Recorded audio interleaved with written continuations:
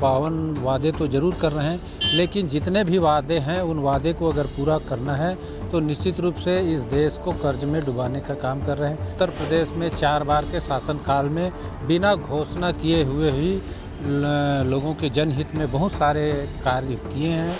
बसपा ने आज शक्ति प्रदर्शन करते हुए नामांकन दाखिल किया है और पूरे बसपा के जो वरिष्ठ नेता हैं वो आज इस पूरे रैली में शामिल हुए हैं। हमारे साथ बसपा के प्रदेश अध्यक्ष श्याम टंडन जी, उनसे बात करेंगे। जिस तरह से लगातार बसपा की जांजगीर चांपा में उपस्थिति रही है और बसपा के संस्थापक कांशीराम जी भी यहीं से चुनाव लड़े थे, लेकिन पिछले चुनाव में बसपा की एक भी सीट यहाँ पर नहीं आई। अब लोकसभा में किस तरह की तैयारी? निश्चित रूप से राजनीतिक उतार चढ़ाव होते रहता है, लेकिन इस बार बहुजन समाज पार्टी के सारे कार्यकर्ताओं ने कमर कस लिया है और हम जांजगीर लोकसभा क्षेत्र को बहुत ही मजबूती के साथ लड़ने के लिए तैयार हुए हैं। स्वाभाविक है आज के हमारे बीच में हजारों कार्यकर्ताओं की उपस्थिति में भाई डॉक्टर रोहित डहरिया जी का नामांकन आज दाखिल किए हैं।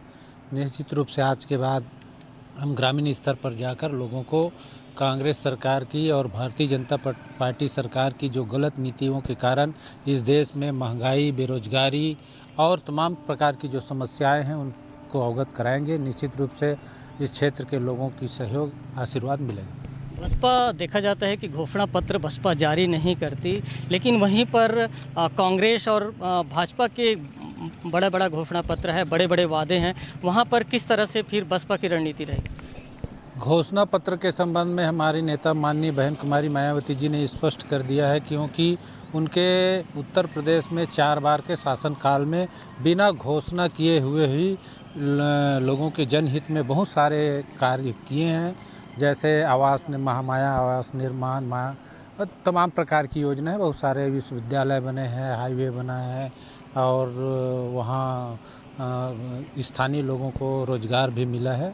तमाम प्रकार की सरकार बनने के बाद जो योजना का लाभ सरकार के द्वारा आम लोगों को दिया जाता है वो बिना घोषणा किए भी दिया जा सकता है। ऐसा एक तरफ कांग्रेस ने ये कहा है कि पूरे साल में 1 लाख रुपए दी जाएगी। सांसद रोजगार के भी दावे कर रहे हैं, खास करके 5 न्याय और 25 गारंटी की। वहीं पर भाजपा कह रही है कि मोदी की गारंटी के आगे कुछ नहीं है। इस पर क्या कहें? निश्चित रूप से चाहे वो कांग्रेस की सरकार रहा हो, चाहे बीजेपी की सरकार रहा हो, लोगों को लोक लुभावन वादे तो ज़रूर कर रहे हैं, लेकिन जितने भी वादे हैं उन वादे को अगर पूरा करना है तो निश्चित रूप से इस देश को कर्ज में डुबाने का काम कर रहे हैं।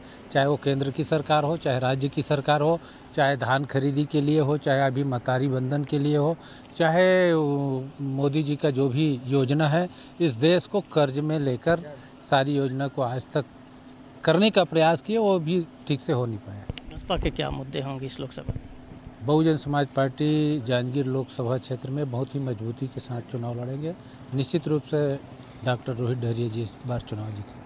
ये थे हमारे साथ श्याम टंडन जी, जिनका कहना है कि बसपा इस लोकसभा चुनाव में बड़ी मजबूती के साथ चुनाव लड़ेगी और कहीं न कहीं उन्होंने दावा किया है कि जिस तरह से इस बार कार्यकर्ता जो है उत्साहित हैं, उससे बसपा की जीत होगी। साथ ही साथ उन्होंने भाजपा और कांग्रेस पर भी निशाना साधा है और उन्होंने कहा है कि वो केवल लोगों को भरमाने के लिए, लोगों को ठगने के लिए ये तमाम घोषणा पत्र वो जारी कर रहे हैं, लेकिन इसका लाभ कहीं नहीं होगा और इस चुनाव में बसपा की जीत होगी। राजकुमार साहू, IBC 24, जांजगीर।